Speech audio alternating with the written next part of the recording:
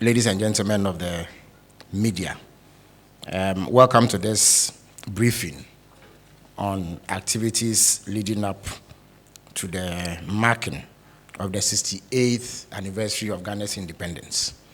As you may recall, on 6th March 1957, Ghana gained its independence from British colonial rule. And since then, every year, there has been national celebrations to mark that momentous occasion. In the last few years, however, there has been an effort to rotate the celebrations amongst various regional capitals. Now, whereas the intentions behind that may be noble, President Mahama has asked that rotational policy be suspended because of the need to scale down. And this has become necessary due to escalating costs. It has been discovered after some review that the rotation imposed additional costs.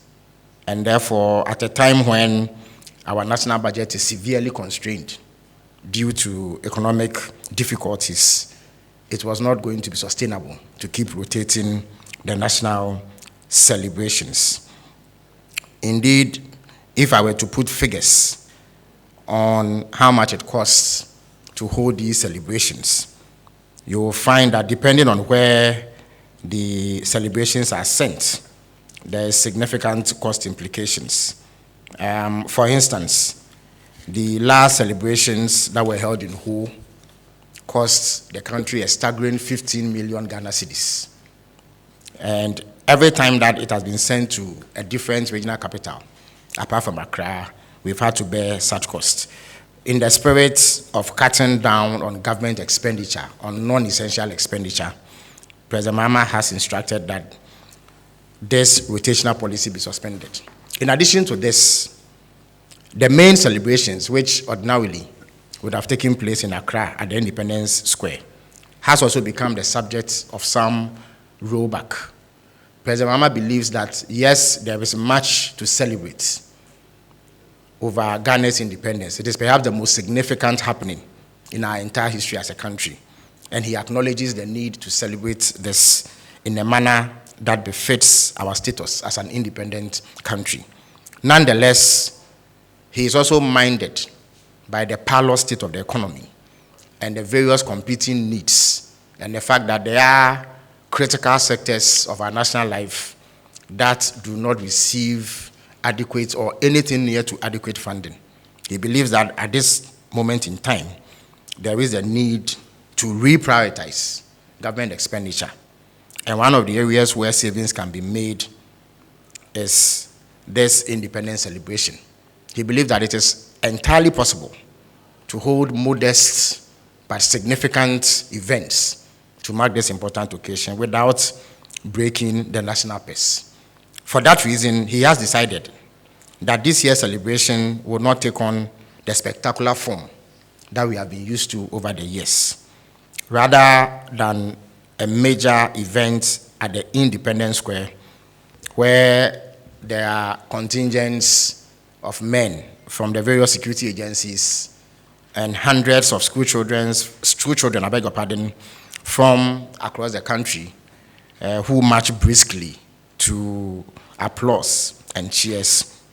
We are going to have a significant ceremony at the presidency. And this will ensure that we minimize the often huge financial implications that come with this celebration. For that reason, I am going to announce a series of activities which will be held at the presidency, or if you like, Jubilee House, as it is now called. There is going to be a military guard of honor that will be reviewed by His Excellency, the President. There will also be a cultural performance by two groups of basic school pupils. And then what we consider to be an impactful poetry recital by a senior high school student. Chiefs, religious leaders, basic, secondary, and tertiary students, traders, political party representatives, and other sections of society will be in attendance. This event will be complemented or will be heralded by the president's ceremonial address, which then allows him to speak to the nation in a way that draws attention to the significance of the day. Now, this has become necessary once again because of the need to scale back on the escalating costs. So I repeat, rather than a grand ceremony at the Independence Square, there will be a modest ceremony at the presidency. Now, in the coming days, the government's communication office, which hitherto was known as the Information Service Department, will develop a marketing and public relations plan involving the production of digital and audiovisual and print materials to promote the impending anniversary celebrations.